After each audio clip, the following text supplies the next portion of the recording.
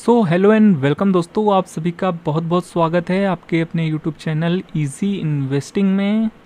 तो बात करेंगे आज एक ऐसे ईटीएफ के बारे में जहां पर कि आज यानी मंडे के दिन 7-8% की रिकॉर्ड तोड़ तेजी एक ईटीएफ में आती हुई देखने को मिल रही है। तो जानेंगे इस वीडियो में कौन सा वो ईटीएफ है जहां पर कि आज यानी 29 सितंबर के दिन सिर्फ एक दिन में यानी इंट्राडे में एक ईटीएफ ने 7-8% की रिकॉर्ड तोड़ तेजी दिखाई है। और जानेंगे इस वीडियो में कि कितनी टिकाऊ है ये तेज़ी, सारा कुछ समझेंगे इस ईटीएफ के बारे में। तो चलिए वीडियो को शुरू करते हैं और सारा कुछ समझ लेते हैं। तो देखिए हम आ चुके हैं ईटीएफ की वॉच लिस्ट पे और देख सकते हैं ये है मोतीलाल ओसवाल का नैस्डैक Q50 ईटीएफ जिसके बारे में हम बात कर रहे हैं। और इसने आज देख सकते हैं ईटीएफ में टॉप गेनर में क्लोजिंग दी है और लगभग 7% की स्ट्रॉन्ग क्लोजिंग दी है। 6.87% की तेज़ी के साथ बंद हुआ है, लगभग 7% की तेज़ी के साथ बंद हुआ है। और एक समय तो ये ईटीएफ 8% तक की तेज़ी दिखा रहा था इंट्राडे में। और फिर देख सकते हैं सिल्वर में भी आज बहुत ही शानदार तेज़ी थी, 4.5% की ताबड़तोड़ तेज़ी आई है सिल्वर में। और फिर देख सकते हैं नैस्डैक 100 ईटीएफ में भी 2.5% की शानदार तेज़ी आई है आज के दिन। ओवरऑल नैस्डैक वाले ईटीएफ में आज काफ़ी अच्छी तेज़ी थी और नैस्डैक वाले ईटीएफ आज काफ़ी फोकस में थे, खास करके नैस्डैक Q50 ईटीएफ। तो आने वाली वीडियोस में देखिए सिल्वर ईटीएफ पे भी बात करेंगे, पर इस वीडियो में हम बात करेंगे नैस्डैक Q50 ईटीएफ के बारे में। तो चलिए इसी पर हम पूरा डिस्कस कर लेते हैं और सारा कुछ डिटेल में समझ लेते हैं। तो देखिए ये मोतीलाल ओसवाल का नैस्डैक Q50 ईटीएफ जहाँ पर कि आज 98.68 पर क्लोजिंग आई है। और देख सकते हैं एक समय ये ईटीएफ आज के इंट्राडे में 98.98 तक गया था प्राइस, तकरीबन 1 बजे के आसपास। तो यहाँ पर लगभग एक समय 8% तक की तेज़ी आ चुकी थी इस ईटीएफ में, पर जो क्लोजिंग आई है वो 6.87 ऑलमोस्ट 7% की तेज़ी के साथ क्लोजिंग दिया है ये ईटीएफ। तो ओवरऑल आज के दिन ये ईटीएफ बहुत ही शानदार तेज़ी दिखाया है। तो देखिए आज के दिन तो यहाँ पर लगभग 7% की तेज़ी दिखाया है ये ईटीएफ। तो सबसे पहले देख लेते हैं कि क्या इसके इंडेक्स में भी तेज़ी थी या सिर्फ ईटीएफ परफॉर्म कर रहा था, ये जानना काफ़ी ज़रूरी है। क्योंकि किसी भी ईटीएफ अगर चल रहा है तो उसके पीछे इंडेक्स का हाथ होता है। इंडेक्स जैसा परफॉर्म करता है उसी वैसा ही फिर उसके पीछे ईटीएफ को ट्रैक करते हुए कामकाज करता है। तो देख लेते हैं इंडेक्स में कैसी तेज़ी थी आज के दिन। तो देख सकते हैं ये है नैस्डैक Q50 इंडेक्स, जो कि देख सकते हैं बीते 5 दिन में -2% के रिटर्न दिया है। और कल की बात की जाए तो कल के दिन तो फ्लैट क्लोजिंग दिया है, बल्कि 40 पॉइंट नेगेटिव में क्लोजिंग दिया है। तो वैसे तो यहाँ पर तेज़ी होनी चाहिए थी, पर तेज़ी नहीं है। और तेज़ी नहीं है अगर इस इंडेक्स में और ईटीएफ तेज़ी दिखा रहा है तो फिर समझ लीजिए ईटीएफ अपने आप वो तेज़ी दिखा रहा है ट्रेडिंग के दम पे या फिर हाई डिमांड के चलते। क्योंकि इंडेक्स में ऐसी कोई हमें तेज़ी देखने को नहीं मिल रही है, ना तो कल के दिन ना तो बीते 5 दिन में। देखिए 5 दिन में देखेंगे तो -2% की तेज़ी है, बल्कि गिरावट है। और 5 दिन में यहाँ देख लेते हैं तो यहाँ पर 8% की तेज़ी है बीते 5 दिनों में। तो कहने का मतलब है ऐसी कोई तेज़ी हमें इसके इंडेक्स में देखने को नहीं मिल रही है। बस ईटीएफ अपने ट्रेडिंग के दम पे काफ़ी अच्छा परफॉर्म करता हुआ देखने को मिला है आज के दिन। तो ओवरऑल एक महीने में भी देख लेते हैं तो एक महीने में यहाँ पर 2.3% की तेज़ी है। और यहाँ पर देख लेते हैं एक महीने में, यहाँ पर देखिए 17% की तेज़ी है। कितना बड़ा डिफरेंस है, देखिए बहुत बड़ा डिफरेंस है, 15% का डिफरेंस निकल के आ रहा है। तो थोड़ा सा यहाँ पर आपको सतर्क रहने की ज़रूरत है। अगर आप कल इस तेज़ी में बाय करने का सोच रहे हैं तो एक बात जान लीजिए कि इंडेक्स में ऐसी कोई तेज़ी नहीं है, ईटीएफ ही तेज़ी दिखा रहा है।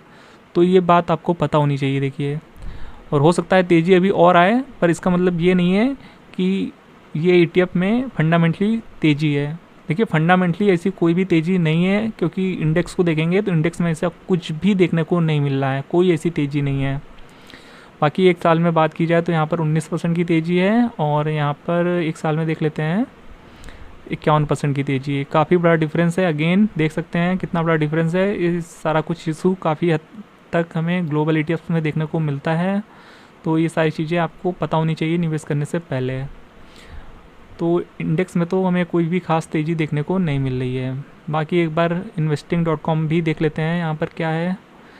तो यहाँ पर भी सेम कल के दिन कोई ऐसी खास तेज़ी नहीं है और यहाँ पर देख सकते हैं लगभग 40 पॉइंट की अगेन यहाँ पर गिरावट दिखा रहा है और फ्लैट क्लोजिंग आई है कल के दिन, कोई ऐसी खास तेज़ी नहीं है। बाकी अब हम बात कर लेते हैं इसकी रियल INAV के बारे में। तो देखिए मोतीलाल ओसवाल की वेबसाइट पर हम आ चुके हैं और इस ETF की जो करंट INAV है वो 84.42 रुपीज़ की है, देख सकते हैं। और ETF ट्रेड हो रहा है 98.68 पे, तो काफ़ी हद तक फ़र्क है। तो कोई भी ग्लोबल ETF बाय करें पहले उसकी रियल टाइम INAV चेक करें और देख लीजिए मंडे यानी 29 सितंबर और ये लगभग 5 बजे के आसपास की INAV है, देख सकते हैं। मोतीलाल ओसवाल का नैस्डैक की 50 ETF real time INAV 84.42 rupees. तो ETF में काफ़ी हद तक डिफरेंस है इसकी रियल टाइम INAV के अकॉर्डिंग, तो थोड़ा सा निवेश करने वाले हैं तो ये सारी चीज़ें आपको पता होनी चाहिए। बाकी बात कर लेते हैं इसके परफॉर्मेंस के बारे में। तो आज के दिन इस ETF ने देखिए प्रीवियस हाई को अपना ब्रेक कर दिया है, जो कि 21 फरवरी 2025 को हमें देखने को मिला था 93.32 रुपीज़। आज इस हाई को इसने ब्रेक कर दिया है और एक नया हाई बना दिया है और नए हाई के साथ साथ काफ़ी बड़ा डिफरेंस क्रिएट किया है। 99.98 पर ये आज ETF जाता हुआ देखने को मिला था एक समय, जो कि हमने आपको दिखाया। तो आज के दिन इसने प्रीवियस हाई को ब्रेक किया है, लाइफ टाइम हाई बनाया है और एक बड़ा हाई बनाया है। तो कहने का मतलब है इसने प्रीवियस हाई को तोड़ दिया है और अगर ऑल टाइम पे देखेंगे तो ये ETF काफ़ी ज़्यादा वोलेटाइल है देखिए। और हम देखिए 3 साल के चार्ट में देखने की कोशिश करते हैं और समझने की कोशिश करते हैं।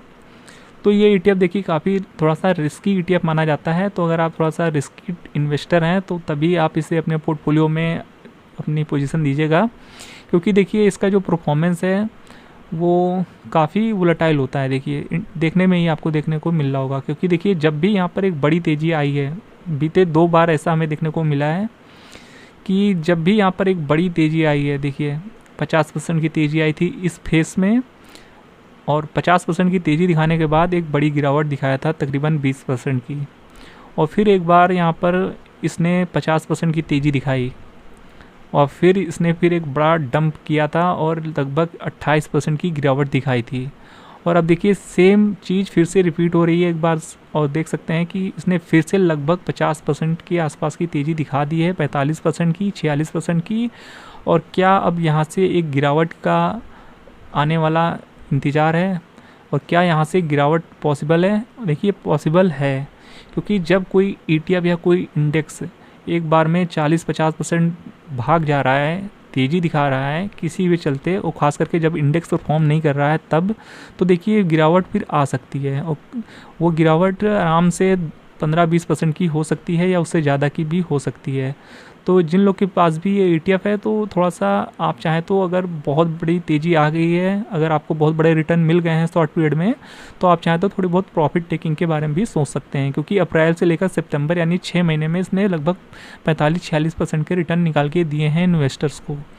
तो आप चाहें तो थोड़ा बहुत प्रॉफिट टेकिंग कर सकते हैं, क्योंकि अगर वापस से ये ETF गिरना शुरू होता है तो एक बड़ी गिरावट दिखा सकता है। क्योंकि देखिए पहली बात तो यहाँ पर इंडेक्स चल नहीं रहा है, उसकी पर ETF चल रहा है, पहला कंसर्न।